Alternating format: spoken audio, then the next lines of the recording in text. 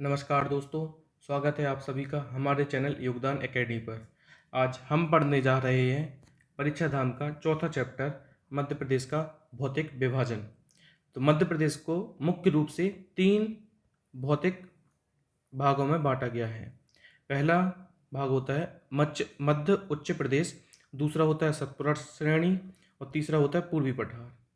मध्य उच्च प्रदेश को प्रायः फिर से हम 5 भागों में बांटते हैं, जो कि मध्य भारत का पठार, जो कि चंबल वाला रीजन होता है, बुंदेलखंड का पठार ललितपुर झांसी से लगा हुआ होता है, मालवा का पठार जो कि मध्य प्रदेश का सबसे बड़ा प्राकृतिक क्षेत्र है, जो कि मध्य प्रदेश का 28% एरिया कवर करता है, और फिर इसके बाद रीवा पन्ना का पठार, और फिर आता है हमारा नर्मदा घाटी, जो कि मध्य प्रदेश का 26% एरिया कवर करता है। इसके बाद दूसरा भौतिक विभाजन सतपुड़ा श्रेणी के रूप में है। इसकी पश्चिमी रेंज जो है, जो वेस्टर्न रेंज है, वो राजपीपला है। इसके बाद मध्य में महादेव है, जिसमें धूपगढ़ मिलता है। मध्य प्रदेश की सबसे ऊंची चोटी हमें धूपगढ़ मिलती है, जिसकी ऊंचाई कितनी है 1350। इस सतपुड़ा रेंज की भी सबसे हाईएस्ट पीक है और मध्य प्रदेश की भी सबसे हाईएस्ट पीक है। इसके बाद आती है पूर्वी श्रेणी, जिसका नाम है मैकल। मैकल के बारे में हमें जानकारी होनी चाहिए कि यहाँ पे अर्धचंद्राकार रूप में होती है, बाकी तो ये स्ट्रेट होती हैं, बाकी मैकल यहाँ पे अर्धचंद्राकार रूप में होती है। फिर आता है पूर्वी पठार, जिसे हम बघेलखंड बोलते हैं। तो यह मध्य प्रदेश का सबसे छोटा प्राकृतिक क्षेत्र है, जो कि 7% एरिया कवर करता है। मध्य प्रदेश का सबसे छोटा प्राकृतिक क्षेत्र। अब हम मध्य उच्च प्रदेश में सबसे पहले चर्चा करेंगे मध्य भारत के पठार की। तो इनमें जो भी चीज़ें दी गई हैं ना, यहाँ पे स्थिति, क्षेत्रफल, निर्माण और जिले, जलवायु, वर्षा, वन, इनमें स्थिति जैसे मेंस के नज़रिए से बहुत ज़्यादा इंपॉर्टेंट होती है। प्री में ऐसी स्थिति वगैरह नहीं पूछा जाता है। भौगोलिक एरिया मेंस में इंपॉर्टेंट होता है, वह प्री में भी पूछा जा सकता है। ये मेंस के लिए होता है। और जिले थोड़ा याद रखना पड़ेगा, प्री में भी पूछे जा सकते हैं। जलवायु मुख्यतः मेंस के लिए होती है। वर्षा, अब कैसे ज्योग्राफी किसी क्षेत्र के बारे में हमें बताती है, कैसे इंटरलिंक होती है, ये वर्षा से पता चलता है।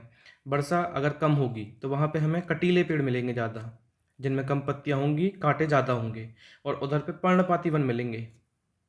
और वहाँ पे जो फसलें होंगी, ऐसी फसलें होंगी जिनमें कम पानी की आवश्यकता हो, तो ऐसी फसलें वहाँ पे होती हैं। अब यहाँ पे हम मध्य भारत का पठार पे पहले चर्चा करेंगे। तो मध्य भारत के पठार की जो अवस्थिति है, स्थिति जो है, वो उत्तर पश्चिम में 24 डिग्री 0 मिनट से 26 डिग्री 48 उत्तरी अक्षांश तक है। और देशांतरों की बात करी जाए अगर, तो 74 डिग्री 50 से 79 डिग्री 10 पूर्वी देशांतर में अवस्थित है। देखो मध्य प्रदेश की जो अवस्थिति है, मध्य प्रदेश क्या हमारे भारत की अवस्थिति इसमें आती है। अक्षांश उत्तरी रहता है और देशांतर पूर्वी रहता है। देशांतर जो रहता है वो पूर्वी रहता है और अक्षांश उत्तरी रहता है। ठीक है, यहाँ पे हमारा भारत है, भारत में मध्य प्रदेश है। तो हमेशा जब हम अक्षांश और देशांत की बात करेंगे तो उत्तरी अक्षांश आएगा और देशांतर में हमेशा पूर्वी देशांतर आएगा, क्योंकि हम हैं ही उसी में। ठीक है, इसके बाद क्षेत्रफल कितना है, तो क्षेत्रफल इसका 10.68%। तो भौगोलिक क्षेत्रफल कितना है 10.68%। अब इसका निर्माण कैसे होता है, तो विंध्यन सेल समूह के अपर्दन से और नदियों पर निक्षेपों से। तो यहाँ पे देखो विंध्यन रेंज होती है यहाँ पे, तो इसका जो अपर्दन होता है उससे निर्माण होता है। और यहाँ पे चंबल नदी होती है, चंबल नदी निकलती है यहाँ पे, तो यहाँ पे वो एलुवियल सॉइल को बहा के ले जाती है, तो उससे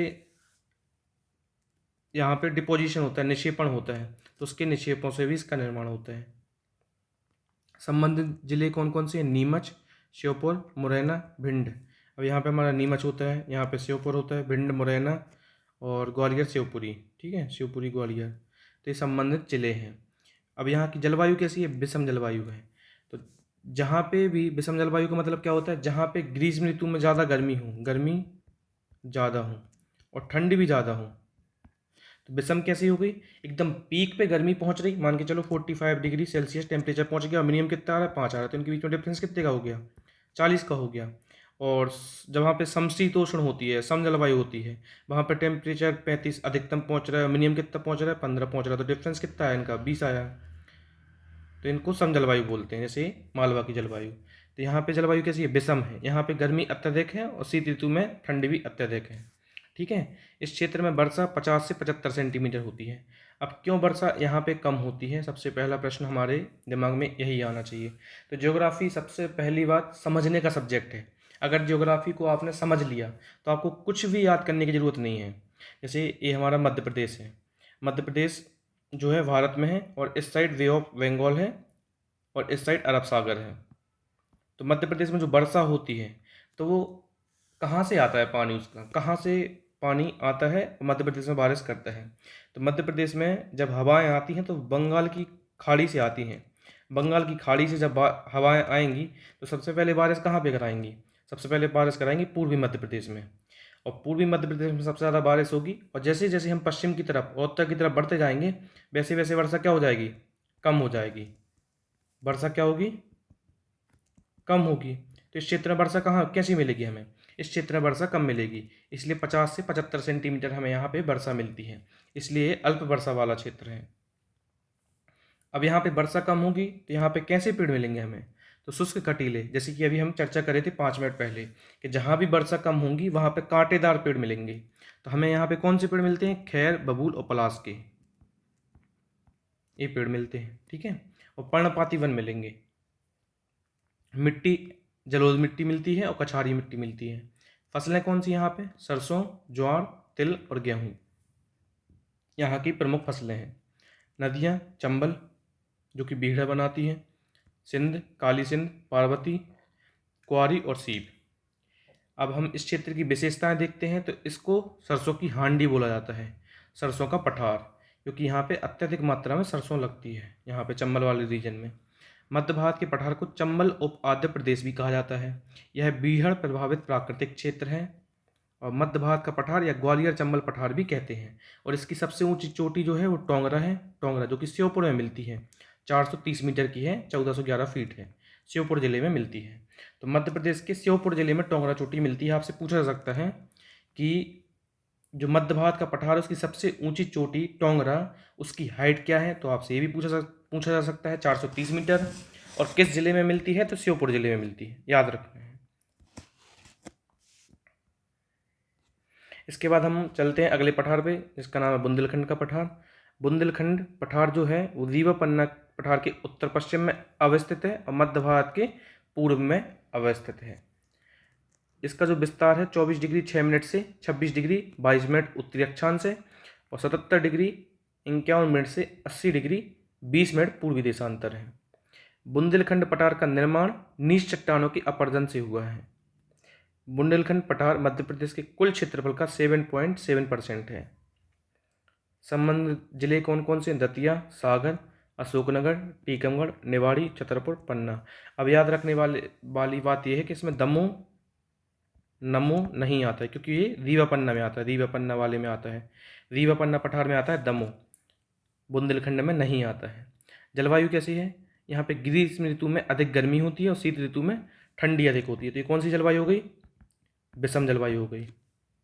वर्षा कितनी है, वर्षा अब देखो हम थोड़ा पूर्व की तरफ बढ़े तो यहाँ पे वर्षा बढ़ गई। यहाँ पे मध्य भारत में कितनी हो रही थी, 50 से 75 सेंटीमीटर। अब यहाँ पूर्व की तरफ बढ़े तो 75 से 100 सेंटीमीटर हो रही है। अब यहाँ पे तेंदुपत्ता, महुआ, बबूल, खैर, नीम आदि के पेड़ मिलते हैं। मिट्टी कैसी है, लाल काली मिट्टी मिलती है। फसलें गेहूँ, ज्वार, तिल। और नदी कौन कौन सी मिलती हैं, बेतवा, बेतवा को मध्य प्रदेश की गंगा बोलते हैं। सिंध, धसान, उर्मिल और जामनी नदी है। खनिज कौन कौन से मिलते हैं, तो खनिज यहाँ पे हीरा प्रसिद्ध है, हीरा और चूना पत्थर। बुंदेलखंड की सबसे ऊंची चोटी सिद्ध बाबा चोटी है, जिसकी हाइट 1172 मीटर है। इंपॉर्टेंट फैक्ट है, ये पूछा जा सकता है कि सिद्ध बाबा चोटी कौन से पठार में आती है, पहला प्रश्न। सिद्ध बाबा चोटी की हाइट क्या है, दूसरा प्रश्न। ठीक है। और बुंदेलखंड की सबसे ऊंची चोटी क्या है, ये भी पूछा सकता है। तो 3 प्रश्न आपके इससे बन सकते हैं। बुंदेलखंड की गंगा बेतवा नदी को बोलते हैं। मध्य प्रदेश का सबसे सूखा प्रभावित क्षेत्र बुंदेलखंड का पठार है। मध्य प्रदेश का जो सबसे सूखा प्रभावित क्षेत्र है बुंदेलखंड का पठार है। बुंदेलखंड पठार में झांसी और सागर के मध्य एक पेनी प्लेन मिलते हैं, पेनी प्लेन्स, समतल प्राय मैदान मिलते हैं और इन मैदानों के बीच छोटी छोटी पहाड़ियाँ मिलती हैं। जो अपना ये सागर वाला रीजन हो गया, झांसी, तो इनके बीच क्या होता है, छोटी छोटी पहाड़ियाँ मिलती, पेनी प्लेन, उनको हम क्या बोलते हैं, टोर बोलते हैं, टोर। उनको हम क्या बोलते हैं, टोर बोलते हैं। तो सबसे पहली चीज़ हमें इसमें क्या बारिश का याद रखना कि यहाँ पूर्वी की तरफ हम बढ़े तो बारिश बढ़ जाती है। और थोड़ा पेड़ पौधों का याद रखना, कौन से पेड़ मिलते हैं, फसल कौन सी होती है। और सबसे इम्पोर्टेंट चीज़ जो प्रीलिम्स के हिसाब से इम्पोर्टेंट रहती है कि यहाँ पे पीक कौन सी है, चोटी कौन सी है, उसकी हाइट क्या है, ठीक है। और मध्य प्रदेश की गंगा बेतवा नदी को बोलते हैं, सूखा प्रभावित क्षेत्र है, ये भी याद रखिएगा, ये मेंस के हिसाब से इम्पोर्टेंट है, मेंस में काम में आएगा। मालवा का पठार, जैसे कि हम अभी पूर्व में पढ़ चुके हैं कि मालवा का पठार मध्य प्रदेश का सबसे बड़ा प्राकृतिक क्षेत्र है। कितना परसेंट, 28%। मालवा का पठार मध्य प्रदेश के पश्चिमी भाग में अवस्थित है। इसकी जो स्थिति है पश्चिमी भाग की है। इसका जो विस्तार है वो 22 डिग्री 17 मिनट से 25 डिग्री 8 मिनट उत्तरी अक्षांश और 74 डिग्री 20 मिनट से 79 डिग्री 20 मिनट पूर्वी देशांतर तक है। विस्तार क्षेत्रफल 28% है पूरे मध्य प्रदेश का। और इसका निर्माण जो होता है वो दक्कन ट्रैप के लावा से होता है और बेसाल चट्टानों के टूटने से। तो दक्कन ट्रैप जो है बेसाल चट्टानों से बना है, दक्कन ट्रैप बेसाल चट्टानों से बना है। तो दक्कन ट्रैप के लावा से और बेसाल चट्टानों के टूटने से इसका निर्माण होता है। अब इसमें ज़िले कौन कौन से आते हैं, तो इंदौर, उज्जैन, देवास, आगरमालवा, रतलाम, धार और झाबुआ। जलवायु यहाँ की कैसी है, समशीतोष्ण है, समशीतोष्ण या समजलवायु। यहाँ पे क्या होता है, गर्मी भी मॉडरेट रहती है, ज़्यादा गर्मी नहीं रहती, और ठंडी भी क्या रहती है, मॉडरेट रहती है, ज़्यादा ठंड नहीं रहती। तो दोनों ऑलमोस्ट बराबर होते हैं।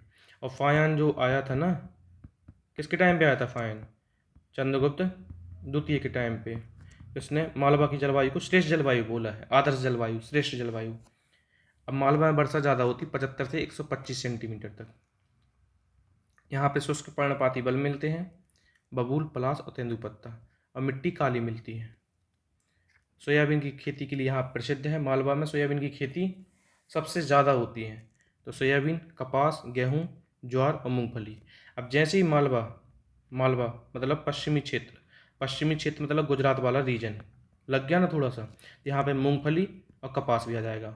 हम पढ़े थे पिछले लेक्चर में कि गुजरात में सबसे ज़्यादा कपास और मूंगफली होती है, प्रथम स्थान पे है गुजरात भारत में इनके उत्पादन में। यहाँ की नदियाँ कौन कौन सी हैं, चंबल, क्षिप्रा, पार्वती, गंभीर, खान और माही। माही की एक खूबी है कि एक कर्क रेखा को 2 बार काटती है। मध्य प्रदेश का सबसे बड़ा प्राकृतिक क्षेत्र है 28%। गेहूं की डलिया बोलते हैं। कर्क रेखा मालवा के मध्य से गुजरती है, और कितने जिलों से गुजरती है मध्य प्रदेश की, 14 जिलों से। उनकी ट्रेक हम पढ़ चुके हैं, रउआ वाली, रउआ, राशि, भवरासा, दम, जब, कटनी, उमरासा, दम, जब, कटनी, उमरासा, ठीक है। मालवा के पठार की सबसे ऊंची चोटी शिगार चोटी है, 881 मीटर। उसके बाद जाना पाव है 854 मीटर। ये परशुराम की जन्मस्थली है, भगवान परशुराम, परशुराम की जन्मस्थली। इसके बाद आती है धजारी, 810 मीटर।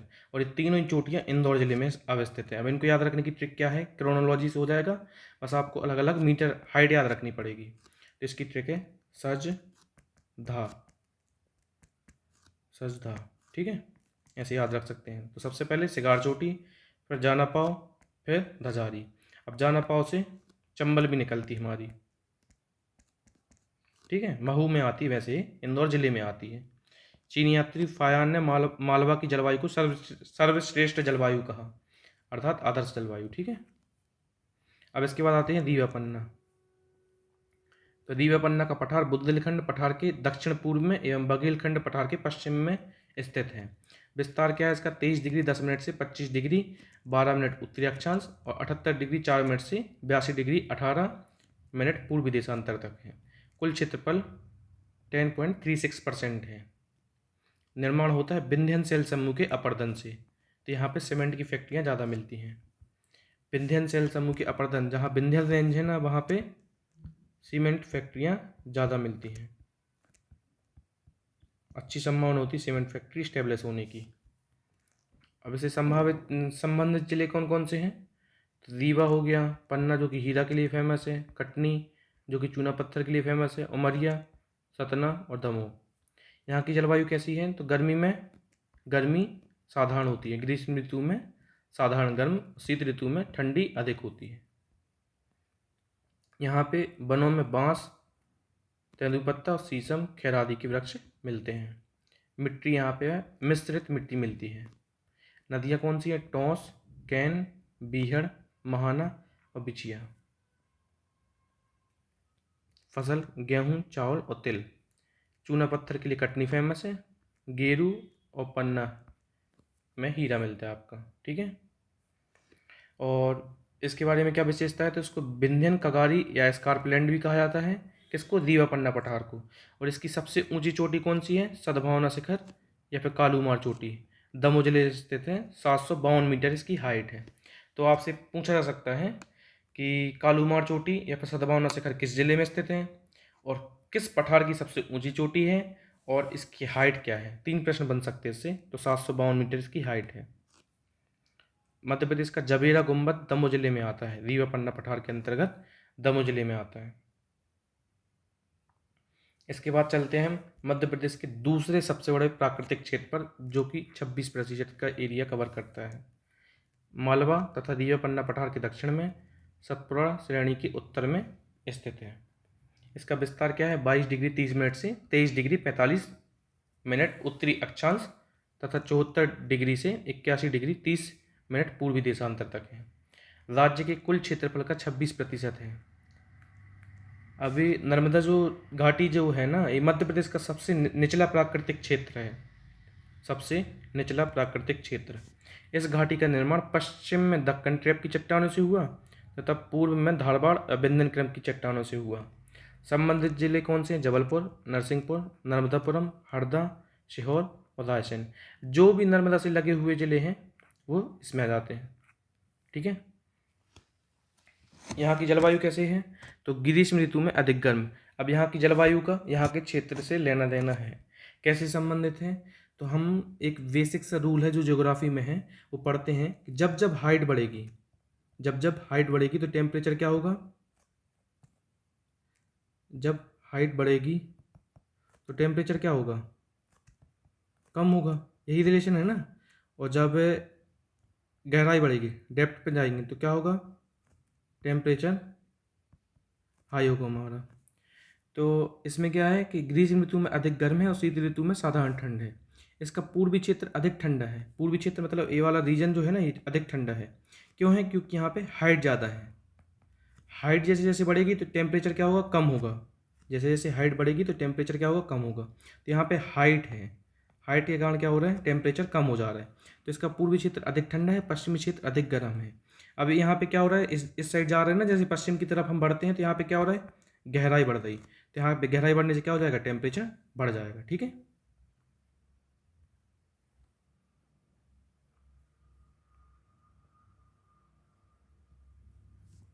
इस क्षेत्र में वर्षा की मात्रा पश्चिम से पूर्व की तरफ जाने पर बढ़ती है। तो जब हम पश्चिम से पूर्व की तरफ जाएंगे ना तो वर्षा बढ़ जाएगी। तो हमने जैसे अभी पढ़ा था कि यहाँ पे वर्षा कहाँ हो रही, कैसे हो रही मध्य प्रदेश में? तो बंगाल की खाड़ी से हो रही। तो पूर्व में ज़्यादा वर्षा होगी ना इधर पे। तो नर्मदा घाटी में वर्षा पूर्व की तरफ ज़्यादा होगी। तो यही पॉइंट यहाँ पे लिखा हुआ है कि पश्चिम से जब पूर्व की तरफ जाएंगे हम तो वर्षा क्या होगी? बढ़ेगी। इसकी औसत वर्षा कितनी? 75 से 125 सेंटीमीटर। यहाँ की नदियाँ कौन सी हैं? नर्मदा, तवा, हिरण, सेर, हथनी, शक्कर, दुधी। अब जो भी नर्मदा की ट्रिब्यूटरी होंगी जनरली वही इसकी नदियाँ होंगी।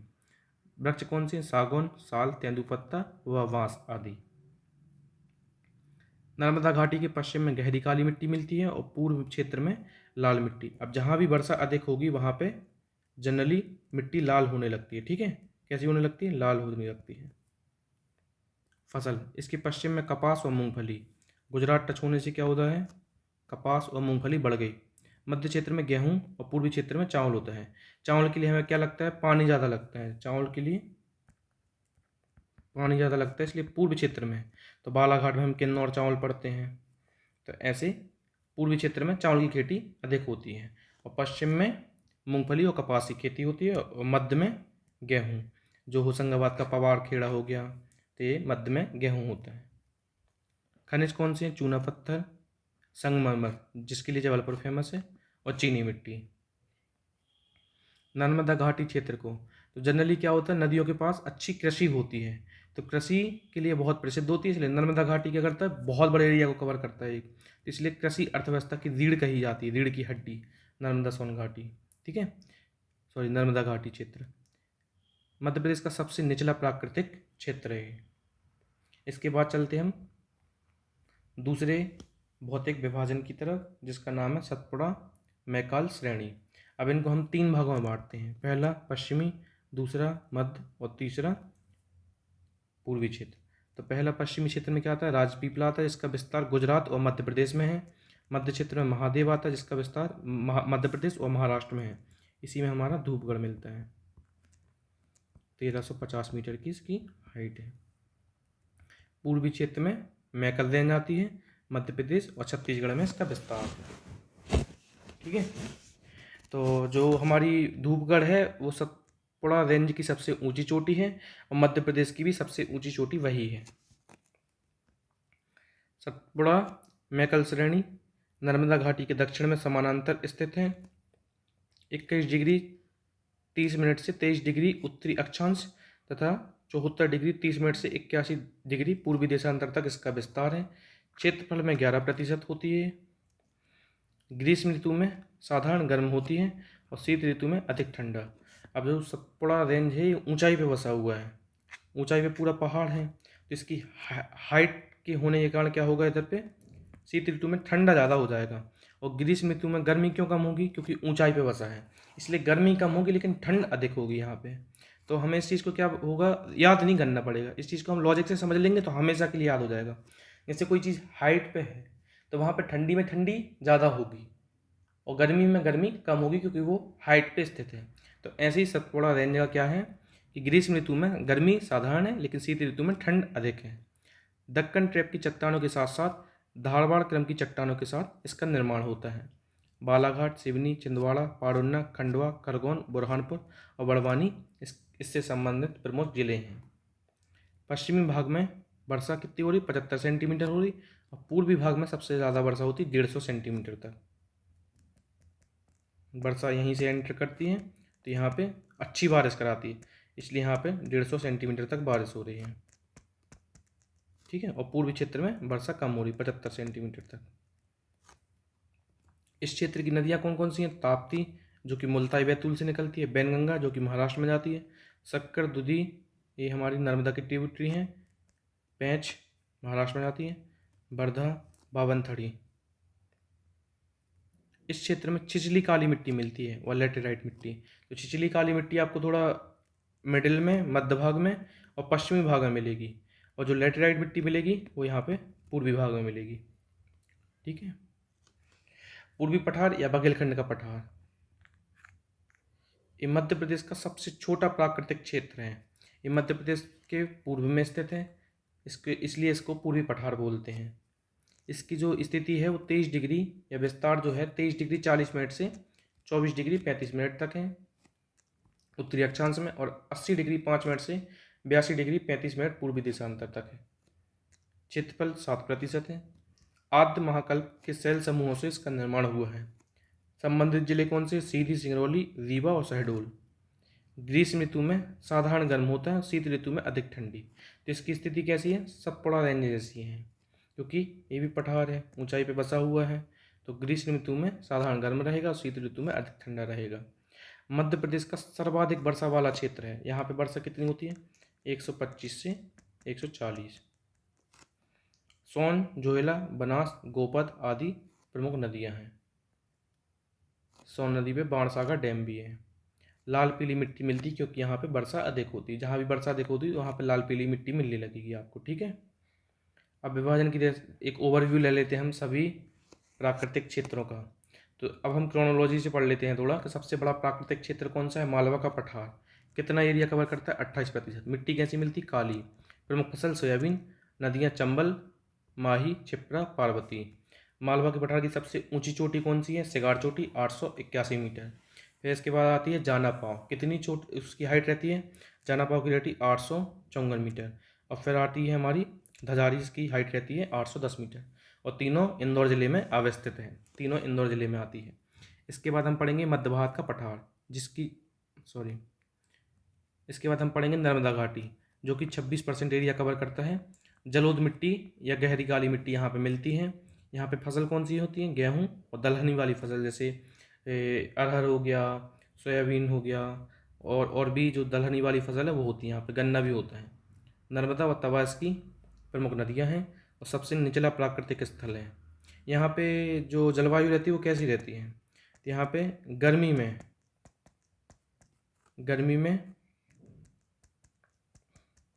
साधारण गर्मी होती है, गर्मी में अधिक गर्मी होती है क्योंकि गहराई में है। गर्मी में गर्मी अधिक और ठंड सामान्य रहती है। ठीक है। इसके बाद आता है सतपुड़ा पर्वत श्रेणी, जो कि मध्य प्रदेश का 11% एरिया कवर करता है। यहाँ पे लेटराइट मिट्टी, छिछली काली मिट्टी मिलती है। तो मध्य भाग में और पश्चिमी भाग में मिलती है आपको छिछली काली मिट्टी और पूर्वी भाग में मिलती है लेटराइट मिट्टी। यहाँ पे मक्का छिंदवाड़ा, सिटी ऑफ कॉर्न बोलते हैं छिंदवाड़ा को, तो छिंदवाड़ा इसी में आता है, इसलिए यहाँ पे मक्का प्रमुख फसल है। दुधी, देनवा और शक्कर यहाँ की प्रमुख नदियाँ हैं। सबसे ऊंची चोटी जो है वो सतपुड़ा रेंज में ही अवस्थित है। तो मध्य प्रदेश की सबसे ऊंची चोटी है जो कि 1350 मीटर है। इसके बाद हम पढ़ेंगे मध्य भारत का पठार, जो कि 10.68% एरिया कवर करता है।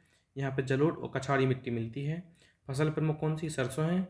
नदियाँ चंबल, सीप और सिंध है। सरसों की हांडी कहा जाता है इसको। फिर आता है रीवा पन्ना पठार, 10.36% मिश्रित मिट्टी मिलती है। गेहूँ और चावल के लिए प्रसिद्ध है ये एरिया। यहाँ पे कैन और टोंस नदी है। जवेरा गुंबद दमोह जिले में रीवा पन्ना पठार के अंतर्गत आता है। ठीक है। इसके बाद चलते हैं हम बुंदेलखंड पठार पे। इसका एरिया 7.7% है। मिश्रित मिट्टी मिलती है यहाँ पे भी। गेहूँ और तिल के लिए फेमस है। यहाँ पे कैन, बेतवा और जामनी रिवर मिलती है। और बुंदेलखंड पठार की सबसे ऊंची चोटी सिद्ध बाबा चोटी है, जो कि 1152 मीटर की हाइट पे है। ठीक है। तो बुंदेलखंड पठार की सबसे ऊंची चोटी कौन सी है? सिद्ध बाबा की हाइट कितनी है? 1152 मीटर। इसके बाद आता है बघेलखंड का पठार, जो कि हम सबसे अंत में पढ़े थे। ये सबसे मध्य प्रदेश का पूर्वी हिस्सा होता है। इसका एरिया होता है 7%। और यहाँ पे लाल पीली मिट्टी मिलती है। चावल की खेती होती है। और यहाँ की जो नदियाँ हैं वो सोन और बीहड़ हैं। मध्य प्रदेश का सबसे छोटा प्राकृतिक क्षेत्र है। इसके बाद हम वन लाइनर फैक्ट होते हैं जो उन पर चलते हैं। तो प्रदेश शब्द की उत्पत्ति लैटिन भाषा की रीजियो शब्द से हुई है। भारत के प्रादेशिक विभाजन के प्रयत्न में कई विद्वानों का योगदान रहा, जिनमें डडले स्टैम्प, R.L. सिंह का विशेष योगदान है। चंबल का उप आंध्र प्रदेश को सामान्यतः मध्य भारत का पठार कहा जाता है। मध्य भारत के पठार पश्चिम की ओर बूंदी तक फैला हुआ है, जो कि राजस्थान का एक जिला है बूंदी। मेवाड़ की एक रियासत थी बूंदी। महाराणा प्रताप का एक एरिया था बूंदी। करौली पहाड़ी या फिर अरावली पहाड़ी इस प्रदेश की सीमा बनाते हैं। पश्चिमी सतपुड़ा तथा झाबुआ क्षेत्र में संपूर्ण प्रदेश में सूखे मानसूनी वन मिलते हैं। बघेलखंड में स्थित देवगढ़ का पठार सरगुजा, छत्तीसगढ़, सोन व महानदी का जल द्विभाजक है। रीवा पन्ना का पठार का दूसरा नाम जो है बिंद का पठारी प्रदेश है। चीनी यात्री फायान ने मालवा की जलवायु को सर्वश्रेष्ठ जलवायु कहा है, जो कि चंद्रगुप्त द्वितीय के टाइम पे आया था। कर्क रेखा मालवा के पठार को 2 भागों में विभाजित करती है। सतपुड़ा श्रेणी मध्य प्रदेश की दक्षिणी सीमा का निर्धारण करती है। चंबल नदी ने उत्खात स्थलाकृति बीहड़ का निर्माण किया है। विंध्याचल पर्वत श्रेणी नर्मदा एवं गंगा नदी के मध्य जल विभाजक के रूप में है। पन्ना के हीरे की खानें बिजावर श्रेणी के अंतर्गत आती हैं। जो हीरा मिलता है वो बिजावर रेंज में मिलता है। बिजावर रेंज में हीरा मिलता है, तो बिजावर रेंज पन्ना में मिलती है। ठीक है। गुड़विल चोटी या फिर कालूमार चोटी, और इसको ही हम सद्भावना शिखर भी कहते हैं। विंध्यन पर्वत श्रेणी राजस्थान में मध्य प्रदेश से लेकर पूर्व में सासाराम बिहार तक फैली है। सासाराम में मकबरा मिलता है, टॉम मिलता है। किसका मिलता है? शेरशाह सूरी का। शेरशाह सूरी का टॉम मिलता है, जो कि हुमायूं को हरा के गद्दी पर बैठता है। प्रदेश में आर्कियन युग की चट्टानों में संगमरमर प्राप्त किया गया है। पन्ना जिले की भोगन नदी में हीरे प्राप्त होते हैं। तो भोगन नदी किस जिले में स्थित है? पन्ना जिले में। किस नदी में हीरे मिलते हैं? तो भोगन नदी में। ठीक है, दोनों पॉइंट याद रखना। तो पन्ना मझुआ नाम की एक जगह है, मझुआ नाम की, वो पन्ना सतना में मिलती है, इसमें हीरे मिलते हैं। हिनौता पन्ना में मिलता है और कोटारिया सतना में मिलता है, ये हीरे की खानें हैं। बुंदेलखंड पठार में झांसी और सागर के मध्य पेनी प्लेन मिलते हैं और बीच में छोटी छोटी पहाड़ियाँ मिलती हैं जिन्हें टोर बोलते हैं, ये हम पढ़ चुके हैं। मध्य प्रदेश के प्रमुख फसल उत्पादक क्षेत्र कौन से हैं? तो बघेलखंड में क्या मिलता है? बघेलखंड में चावल, मालवा में सोयाबीन और गेहूँ, सतपुड़ा में मक्का। सिटी ऑफ कॉर्न किसे बोलते हैं? सिटी ऑफ कॉर्न छिंदवाड़ा को बोलते हैं, सिटी ऑफ कॉर्न छिंदवाड़ा। मध्य भारत के पठार में सरसों की हांडी बोलते हैं। बुंदेलखंड में गेहूं और तिल मिलता है। नर्मदा घाटी में गेहूं, गन्ना और दाल मिलती है। मुख्य रूप से मध्य प्रदेश को 7 भौगोलिक भागों में बांटा गया है, जो कि हैं मालवा का पठारी प्रदेश, विंध्य का पठारी प्रदेश, बुंदेलखंड, चंबल का उप आद्र प्रदेश, नर्मदा सोन घाटी, सतपुड़ा, मैकल प्रदेश, बघेलखंड प्रदेश। नियोजन प्रदेश के आधार पर मध्य प्रदेश का विभाजन। तो प्रदेश को विभिन्न आर्थिक कार्य, संसाधन, कृषि, उद्योग, परिवहन आदि के नियोजन के आधार पर 7 भागों में बांटा गया है। ग्वालियर एग्रो प्रदेश, तो इसमें ग्वालियर जिला, मुरैना, भिंड, शिवपुरी और दतिया ग्वालियर के सराउंडिंग डिस्ट्रिक्ट आएंगे। इंदौर एग्रो इंडस्ट्रियल प्रदेश में क्या आएगा? इंदौर, मंदसौर, रतलाम, धार, उज्जैन, झाबुआ, देवास। बुंदेलखंड तथा बघेलखंड प्रदेश में टीकमगढ़, छतरपुर, पन्ना, सतना, रीवा। भोपाल कैपिटल प्रदेश में भोपाल, सीहोर, रायसेन, विदिशा, गुना, राजगढ़, शाजापुर। जबलपुर इंडस्ट्रियल फॉरेस्ट प्रदेश में जबलपुर, सागर, दमोह, नरसिंहपुर, मंडला। नर्मदा घाटी प्रदेश में नर्मदापुरम, खंडवा, खरगोन। छिंदवाड़ा रिसोर्स प्रदेश में छिंदवाड़ा, बैतूल, सिवनी, बालाघाट। चलिए, आज की श्रृंखला हमारी ख़त्म होती है। अगर आपको लेक्चर पसंद आ रहा है और ये सीरीज़ पसंद आ रही है तो आप हमारे चैनल को लाइक, शेयर, सब्सक्राइब ज़रूर करें। चलिए, मिलते हैं नेक्स्ट लेक्चर में। धन्यवाद।